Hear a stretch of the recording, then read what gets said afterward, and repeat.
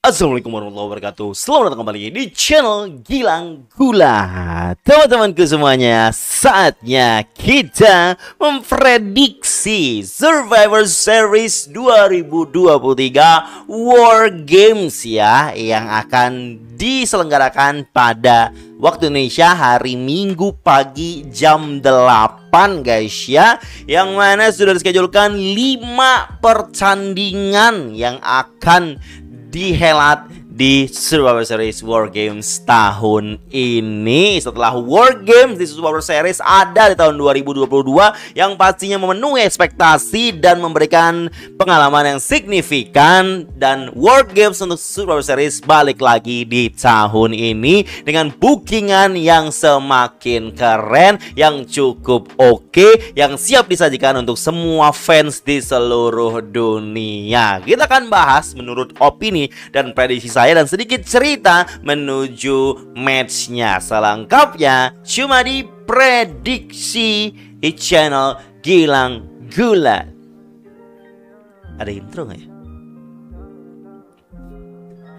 Langsung saja kita bahas untuk match pertama ya guys ya. Tapi sebelum itu kita coba komentari dulu Survivor Series War Games ini kayak gimana bookingannya ya sejak awal.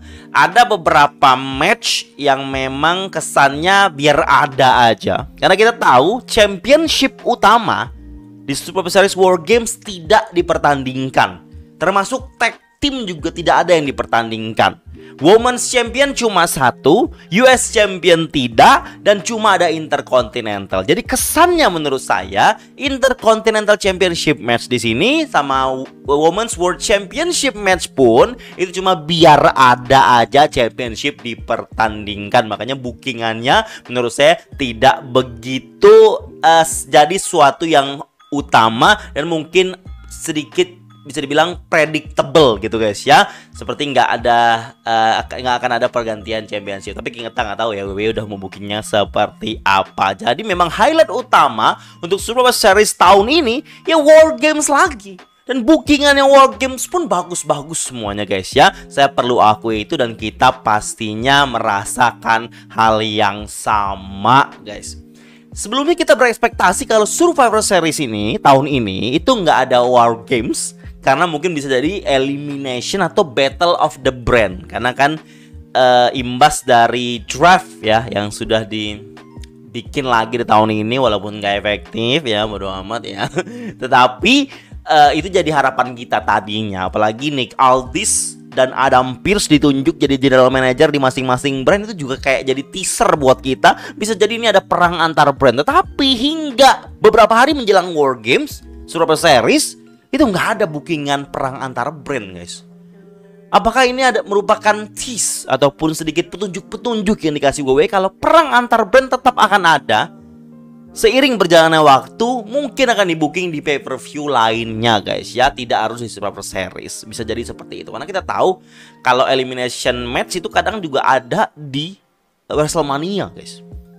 Tapi itu nggak tahu ya. Jadi harapan kita untuk ada perang antar brand, ada traditional elimination yang mungkin akan mendampingi War Games juga di Survivor Series tahun ini tidak terjadi. Jadi ada 2 War Games yang sudah di-booking, yang cewek untuk brand SmackDown dan yang cowok untuk brand Monday Night Raw guys ya. Kita bahas dulu runtut dari yang pertama. Kita singles match dulu guys ya. Adalah match yang cukup bisa dibilang cepat bookingannya. Istilahnya itu kayak baru aja diletuskan tuh langsung dapat bookingan ya untuk terjadi di Survivor Series. Dia adalah Carlito melawan Santos Escobar ya. Yang membuat feud ini terjadi, match ini terjadi adalah dimana Santos goblok ya guys ya, yang memberikan brass knuckle, menaruhnya di atas ring, yang membuat Logan Paul bisa pegang itu dan menonjok Mysterio, dan Mysterio jadi kalah.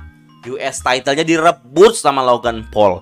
Dan setelah itu dia bisa SmackDown. Santos Escobar nggak terima dia disalahin sama Carlito, walaupun awalnya Mysterio nggak menyalahkan dia, tapi tetap aja Carlito benar, salah Santos goblok ini yang ngasih brass knuckle di atas ring.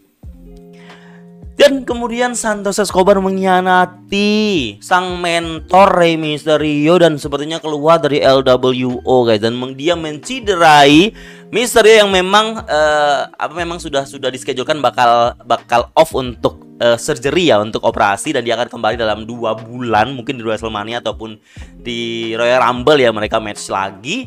Tapi yang jelas Santos keluar dan Carlito jadi orang yang akan menghadapinya, istilahnya kayak tantangan Santos yang pertama lah gitu lah. Selain Santos nanti eventually akan melawan Mysterio, maybe at WrestleMania, maybe at Elimination Chamber. We'll have to see perkembangan yang akan terjadi di karakter Santos sebagai heel sekali lagi. Untuk di Legado del Fantasma kayaknya belum ya, Santos jadi kayak mau singles push dulu nih untuk dia sebagai heel yang menurut saya cukup sadistik ya, karakternya cukup dicoba untuk dikuatkan gitu.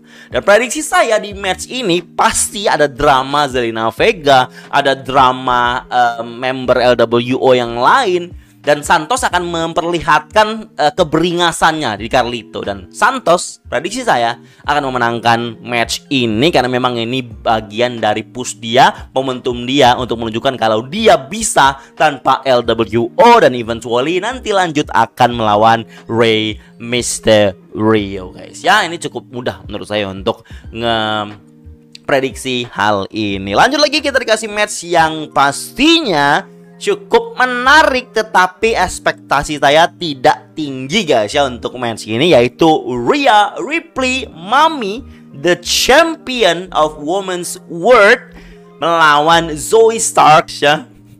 Kuda hitam lah kalau saya bilang ya, karena Zoey Stark ini baru lah, masih bisa dibilang baru, dan dia juga cukup menunjukkan kemampuannya pada saat Crown Jewel di Fatal 5-Way. Saya pernah bilang dan saya sudah bilang di review juga kalau penampilan Zoey oke banget. Dan memang untuk dari segi skill dan untuk dari segi kepantasan, Zoey pantas mendapatkan match ini. Tapi saya nggak expect itu terjadi di Survivor Series. Dan Zoey menang Battle Royale ya.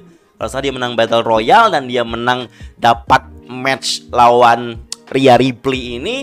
Untuk bookingnya atau build up-nya pun menurut saya nggak terlalu kuat juga, karena di build up match ini, build up Survivor Series ini, Rhea Ripley malah disibukkan dengan urusannya Judgment Day untuk melawan Cody. Dia malah kayak nggak begitu memperdulikan dan nggak begitu istilahnya mementingkan dan meremehkan lah guys ya lawan dia ini untuk Survivor Series War Games. Makanya walaupun Mami disibukkan dengan perseteruan War Games-nya para cowok-cowok guys ya, Mami pasti akan selalu kuat ya untuk saat ini. Dan Zoey mungkin akan menunjukkan skillnya yang oke, dia akan cukup all out. Mungkin ada fase cepat yang akan diberikan Zoey di sini, tetapi Zoey masih belum kalau saya bilang guys untuk bisa menang championship. Jadi prediksi saya, walaupun Zoey bagus, Rhea Ripley jarang defend title-nya, Rhea Ripley masih Mami yang kuat guys. Susah untuk Zoey di level sekarang, di waktu sekarang untuk bisa memenangkan World Champion tersebut. Tapi kesempatan untuk Zoey ini kesempatan yang harus disyukuri ya untuk Zoey Stark itu sendiri. Karena menurut saya setelah ini mungkin yang akan menantang Rhea Ripley mungkin Shayna Baszler lagi, atau bahkan Zoey sama Shayna Baszler bisa fokus lagi seperti yang sudah di-tease sejak awal kalau mereka akan main di divisi Tag Team Woman guys ya. Lanjut lagi ke match berikutnya. Ini match menurut saya cukup menarik juga ya untuk match up-nya. Ada Gunther the Ring General, the Intercontinental Champion, melawan The Miz ya, yang mendapatkan kesempatan ini setelah bertanding Fatal 4-Way kalau nggak salah, atau Triple Threat lupa saya, Fatal 4-Way ya, untuk mendapatkan kesempatan melawan Gunther yang memang build up-nya banyak diisi dengan promo. Ya memang kebanyakan Gunther yang isinya juga dengan promo ya. Dan untuk saat ini di tahun 2023 sebagai Intercontinental Champion, memang ini tahunnya Gunther. Tahun ini memang Gunther layak bisa memegang champion sepanjang tahun lagi dengan dominasi yang lebih besar daripada di tahun 2022. Dan saya yakin belum saatnya belum saatnya Gunther di throne guys. Belum saatnya guys. The Miz pasti ada banyak fans yang mendukung The Miz di sini. semua fans di belakangnya The Miz mendukung The Miz. Pasti akan ada di mana momen-momen The Miz mungkin near fall, atau The Miz yang mungkin bisa sedikit mendominasi dengan meyakinkan. Tapi Gunsa memang tidak akan mau kalah di sini. Dia akan chop The Miz bertubi-tubi, memberikan physical fight untuk The Miz juga, dan pada akhirnya Gunsa masih akan kuat. Apakah akan ada drama Vinci dan Ludwig di sini, guys? Karena kita tahu di Cheese berkali-kali di Raw, kalau Ludwig itu sudah tidak diandalkan oleh Gunsa. Gunsa sudah meragukan kemampuan Ludwig. Ludwig bisa berkhianat, guys. Ludwig bisa berkhianat. Tapi saya nggak tahu, guys, ya, untuk itu terjadi di Survivor Series War Games atau tidak. Tapi untuk saat ini, Miz bukan orang yang tepat untuk dethrone Gunsa dengan kekuatannya yang sekarang, dengan menurut saya story yang belum kuat ya untuk seorang The Miz. Tapi untuk memilih The Miz menjadi lawannya, selain saya inginnya Gable, tapi ya The Miz bisa mengisi spot untuk lawan Gunsa aja, untuk menambah defending recordnya ya untuk Gunsa di sini. Dan sekali lagi The Miz masih akan kalah, Gunsa still the champion. Jadi 2 title match menurut saya, prediksi saya retain, guys, ya. Tapi dibandingkan dengan Rhea Ripley dan Zoey Stark, menurut saya yang lebih bagus adalah The Miz dan Gunsa ya untuk match up dan harapan saya untuk kualitas matchnya. Alright, kita sampai ke War Games, match War Games yang wanita. Kita tahu bookingannya match War Games wanita ini terjadi sejak Crown Jewel, di mana Kairi Sane datang untuk membantu Io Sky. Awalnya Bayley nggak tahu ini kenapa kok Kairi bisa barengan sama Io Sky. Bayley nggak tahu, ternyata itu juga rencana Dakota Kai, nggak ngomong ke Bayley. Tapi tujuannya baik, cuma nggak koordinasi ke Bayley. Kesannya Damage Control itu bukan leadernya, bukan Bayley lagi. Kalau mereka memutuskan sesuatu tanpa diskusi sama Bayley.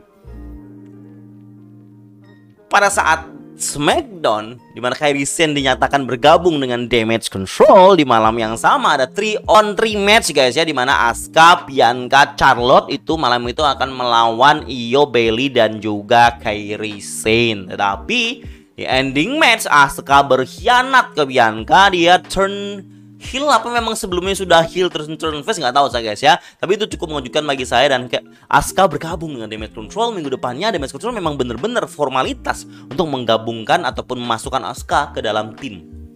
Mereka udah pas nih 4. Shotzi sempat bantu pada saat tag team tersebut, berarti kurang orang satu sampai di SmackDown minggu lalu. Akhirnya Charlotte menelepon Becky, dan Becky menjadi orang keempat tim babyface untuk siap melawan Damage Control. Untuk bookingan ini ya, menurut saya ada momen mengejutkan, dan saya juga cukup excited, guys, ya. Kita kembali akan menyaksikan aksi Kabuki Warriors bersama tim Jepang ini ya, bersama di Damage Control. Terus menurut saya yang menang siapa dalam match ini? Saya inginnya sih yang menang tim babyface, Shotzi, Charlotte, Becky, Bianca. Tapi saya berpikir dan ingin memprediksi kalau Damage Control butuh kemenangan di match ini, guys, ya. Jadi prediksi saya Damage Control menang. Tapi saya agak wanti-wanti, bisa jadi Bayley ini jadi biang kekalahan, nggak tahu juga, guys, ya. Tapi kan saya agak wanti-wanti itu untuk Damage Control kan. Tapi tetap saya pengennya babyface, cuma prediksi saya yang menang adalah Damage Control, guys, ya. Lanjut lagi, kita sampai ke the main event kita, Survivor Series War Games Men 5 lawan 5, and Randy Orton, the Apex Predator, the Legend Killer, the Viper, and the Legacy, an old friend of Cody, and we hear the voices in our head, Randy Orton akan join tim Cody. Jadi full 5 lawan 5. Awalnya 4 lawan 4 saja. Sudah ada grafisnya guys, 4 lawan 4. Tetapi dalam ceritanya Drew McIntyre bersiap dan setuju untuk membantu tim Judgment Day. Dan jadinya Judgment Day 5. Tapi Drew bilang dia tidak join ke faction Judgment Day, cuma dia bersedia masuk Judgment Day, tim Judgment Day di War Games ini karena dia tahu Jay akan ikutan dalam tim Cody dan beberapa orang-orang yang dia tidak suka dan feel karakter yang dimiliki Drew sudah full guys ya. Dan diumumkan di Raw minggu lalu kalau Cody sudah menghubungi temannya dan Randy Orton akan datang di Survivor Series War Games 2023. Dan yang sedikit pucat ketika dia umumin adalah si Jey Uso yang tahu ketika Randy Orton keluar atau off cedera, itu ceritanya Orton sama RK Bro sama Matt Riddle itu sedang feud besar-besaran dengan Bloodline dan juga Usos, yang dimana saat itu Jey Uso sedang heel-heelnya guys dan dominasi-dominasinya. Makanya Jey Uso agak pucat ya ketika tahu kalau Randy Orton akan masuk tim Cody. Bookingannya aja menurut saya guys sangat menarik. Kalau dibandingin ya guys, kalau saya mau bandingin bookingannya ya, bukan matchnya karena matchnya saya belum lihat. Bookingan untuk match War Games tahun lalu dengan yang men ya, untuk War Games men tahun ini, this one is better guys. Mungkin teman-teman yang sering nonton Raw dan terlalu sering melihat Judgment Day akan ngerasa, aduh malas Judgment Day terus kok, bosan apa segala macam, bookingannya boring banget apa segala macam. Enggak. Kalau saya bilang bookingannya cukup lebih baik daripada bookingan tahun lalu guys ya, dimana bookingan tahun lalu tuh fokusnya lebih ke Kevin Owens sama Sami Zayn, lebih dalamnya ke situ kalau menurut saya daripada yang tahun sekarang ini guys ya. Jadi tahun sekarang ini itu masing-masing tim punya masalah. Saya udah ngomong di review ya. Di tim Judgment Day jelas masalahnya bisa dibilang dua guys. Damian Priest yang masih kayak tidak suka dengan bagaimana Mami menjalankan Judgment Day tanpa diskusi dulu, dan merasa Damian Priest nggak diandalkan di situ. Apalagi Damian Priest yang baru menerima JD McDonough, bisa jadi juga masih ada masalah sama JD McDonough. Damian Priest nih. Yang kedua adalah Drew McIntyre. Drew McIntyre jelas outsider. Sama Damian Priest sama sekali nggak kompak. Dan ini akan jadi masalah di tubuh Judgment Day. Terus masalah di tim Cody apa? Jelas Jey Uso dan Randy Orton. Itu masalah yang cukup concern saya guys ya untuk timnya Cody ini. Dan mungkin masalah Rollins dan Cody bisa juga terpercik lagi di sini. Karena walaupun Rollins sudah berjanji akan saya akan bantu satu malam saja, saya akan berusaha untuk kompak, tapi saya masih bisa ekspektasi ada sedikit kecanggungan antara Cody dan Seth Rollins. Terus satu lagi, Randy Orton ini nggak tahu guys, ini orang sifatnya seperti apa ketika balik nanti. Apakah dia akan balik sebagai babyface atau jangan-jangan heel? Tiba-tiba menyerang Jey Uso, tiba-tiba nanti pokoknya tidak sesuai dengan rencananya Cody. Nggak tahu guys, karena Randy sama sekali belum muncul, sama sekali masih dalam pertanyaan besar kita. Randy bakal seperti apa? Apakah dia akan seperti Randy yang sebelumnya yang di RK Bro, atau ini akan jadi Randy yang baru dengan attitude baru, dengan karakter baru, bahkan sifat jahat, tidak seperti sifat yang babyface sebelumnya. Kita nggak tahu guys, sampai kita akan tahu. Dan juga mungkin kita bertanya-tanya, apakah Randy Orton akan mengeluarkan RKO-nya lagi? Kalau menurut saya akan dia keluarkan RKO-nya lagi. Saya yakin nih, Randy Orton sudah berlatih RKO dan menurut saya sudah akan oke. Jadi memilih Randy Orton masuk ke dalam War Games, kita sempat bertanya, saya pribadi sempat bertanya-tanya guys, apa nggak bahaya? Randy kan baru selesai pemulihan cedera yang mengancam karirnya. Bisa jadi dia nggak balik kemarin, tapi dia balik dan langsung War Games guys. Itu kan meragukan kita gitu loh. Randy bisa ngapain nanti di War Games? Saya yakin Randy nggak akan melakukan banyak hal yang ekstrim. Tapi RKO, walaupun punggung kemarin sempat bermasalah, saya yakin udah pulih total dan RKO harus tetap ada guys. Nggak bukan Randy kalau nggak RKO guys. Kalau pancake doang nggak. Randy itu RKO kalau menurut saya. Jadi tetap ada. Dan prediksi saya, nah ini saya cukup bingung untuk memprediksi ini guys ya. Kalau saya bilang ya, yang masalahnya kalau masalah tim Babyface kan kayak masih memeraba-raba gitu. Tapi kalau masalah tim Judgment Day sudah kelihatan jelas guys. Masalahnya udah jelas banget. Damian Priest, Drew McIntyre. That's the problem untuk tim Judgment Day. Jadi saya bilang Judgment Day akan kalah di match ini guys. Prediksi guys ya, sekali lagi itu cuma opini, cuma prediksi saya. And that's it. That's the whole match card of Survivor Series. Satu hal yang mau saya bicarakan lagi. Kita buat teman-teman yang mengikuti berita sudah pasti tahu saya bakal ngomong apa. Yes, CM Punk guys. This is Chicago, this is Survivor Series, and this is Chicago sekali lagi. Dan WWE tidak berhenti nge-tease. Dan terakhir tease yang keluar ketika nama Randy Orton sudah tersebut, sudah official, sudah jelas. Orang jadi berpikir, terus CM Punk gimana dong? Dan WWE nge-tease itu dengan promonya Nakamura di Instagramnya WWE guys. Nakamura kayak, saya akan menunggu siapa itu, still waiting dia. Kan Nakamura lagi nyari lawan ya, kita tahu di bookingannya di promonya setiap Monday Night Raw. Dia sempat GTS juga, dia sempat ada line promonya yang mirip-mirip CM Punk yang dicocokologi oleh fans. Dan banyak jadi bahan gurauan, malah jadi meme gitu. Jadi apapun yang keluar dari WWE itu jadi kayak, CM Punk return kah? Ini petunjuk pasti CM Punk juga nih mengarahnya. Kayak gitu jadi kocak guys.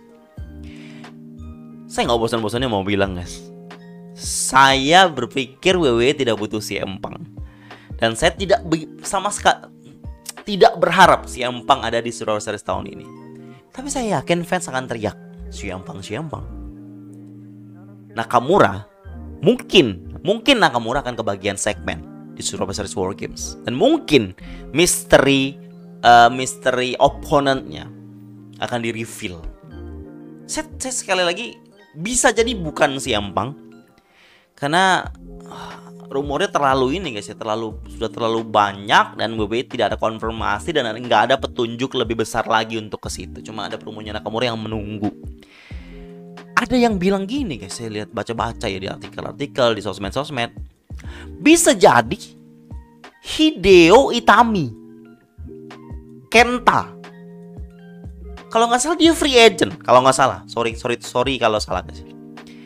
Dia bisa aja masuk ke Survivor Series War Games ini karena petunjuk yang benar dari Kenta adalah GTS. Bisa jadi orang yang Nakamura tunggu adalah Kenta atau Hideo Itami. Bisa jadi aja guys ya. Tapi kalau memang benar itu CM Punk, ya udah. Dan saya pasti akan punya pertanyaan besar. Mau diapain itu CM Punk? Apa urusan dia di WWE? Begitu. Tapi kalau saya pribadi inginnya nggak usah ada CM Punk. Tidak perlu ada CM Punk. Hanya untuk nge-hype Chicago doang tidak perlu guys. Udah gitu aja sih guys ya untuk komentar saya tentang CM Punk di Survivor Series War Games tahun ini. Kita fokus saja dengan match-match yang sudah saya ceritakan tadi. Buat teman-teman yang punya prediksi juga, punya sedikit penelaahan ataupun penjelasan dengan prediksi teman-teman, bisa komentar di bawah. Terima kasih sekali lagi buat teman-teman yang pastinya masih setia selalu menjadi subscriber di Gilang Gulat Channel. Thank you.